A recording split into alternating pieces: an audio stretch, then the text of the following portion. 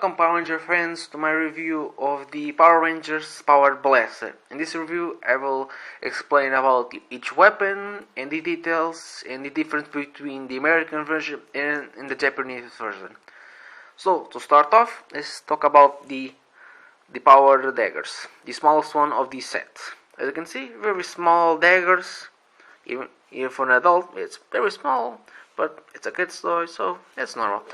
See, soft plastics for protection for kids, though that stabbing each one still hurts a bit, so be careful. These little details of chrome over here, and stickers on this side, on these same ones, so very simple. But as you can see, one it's okay, the other one a little bit weared off. Happens. One thing about this in the show, the dagger, this little part could move a bit, right, backwards to represent like the saber-tooth teeth. But unfortunately, in the toy, can do that, so it's okay. Just a minor nitpick. Nothing more about the daggers. They're very simple, plain, just a little holes on the back for molding or something. So it's okay. Moving to the side. Next weapon, please. Now the power trident or power lance, as you can tell. Nothing more simple. You can extend them a bit to have them to a very big size, actually, very big, even for adults. You could combine them in a Japanese version like this, but for some reason on the American toy, Bandai America removed. On the original toy, they had like a little clip-ons they could combine. I actually thought when I was a kid, these little grooves on both sides would have an extra part, but no, actually they don't. And these grooves on backwards, they're supposed to be on this side, not on this side. So figure that one out. See, there's a chrome details over here and over here. Sticker on the front, Triceratops, and back, kind of like the dagger. And in soft plastic for safety precautions, and probably just for precaution actually, they did these little grooves over the blades, because on the Japanese version the trident parts were very smooth, kind of like the daggers over here. So for some reason they did that. They're supposed to be a little bit like this, sticking out. It's okay. Now put them next to and so these little details on the back, still okay. Move to the side. Now, wait, don't fall. The simplest of all, the power bow. You have the little Power Ranger stickers on the front, which in the Japanese version is a Zyuranger. Little pterodactyl sticker on this side and on this side. Chrome feet to represent the pterodactyl. For some reason mine moves. And little plastic PVC to kind of like the wing bits. And that's about it. The boats wanted even simpler than the power lance, not the lance, the power daggers. But and for some reason we didn't have like a little bowstring to even to do some kid play or even for costumes. But I found out these little holes over here on this side, on this side. So there was a string, or even maybe even a way to have a fake string. Maybe just a fake string, not the arrow. So still kind of weird. We had the wall, but we didn't have a wire or maybe something. Maybe you could put a fishing wire or plastic wire or something to just mock up something. Okay, still a simple one. Okay, to the side. Next one, the power sword. The second favorite of all. Probably a lot of people. Still my second favorite. You can see they're simple, show accurate. Okay. Soft PVC, soft plastic for protection, very soft. It's one of the softest plastic I've ever seen on the toy. Sticker on the front of Tyrannosaurus, front and back. These little two grooves which are detailed. No details on the front. These little parts which are supposed to be gold on the show, but we didn't have any details. They both us and the Japanese version, so can't complain.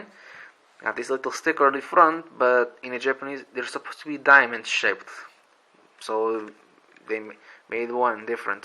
Cost the expense maybe. And details on the front, like little flames effect.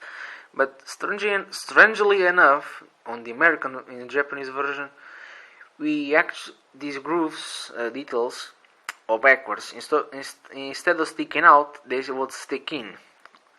So kind of very strange effect. So also one thing, I think on some pictures, this little groove almost looks like to be thicker, like it had more plastic. So this maybe bigger or something. Just maybe. Now for the last weapon, and most not least, the power X or power gun, X gun. See, very big. Still one, very light actually. It's all hollow plastic, so very light. See, soft plastic for protection. Has these little holes, which the Japanese one had thicker plastic to fill in these little holes. So Japanese, the American calls, the drill. A Power Ranger stickers on the front, a Mammoth in the front and the back. And oddly enough, in Japanese version, this little part was the speaker for the lights and sound effects. So even if you touch, there's no grooves or slots or something. Basically, they remove and add this a little something to fill the hole. So kind of weird. Also, maybe I'll show the gun mode first. Turn it to gun, very simple. Pull out this and turn it backwards.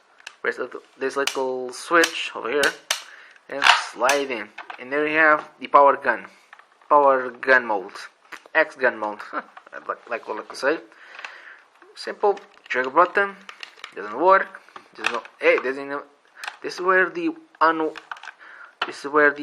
on-off switch was supposed to be, but not later on.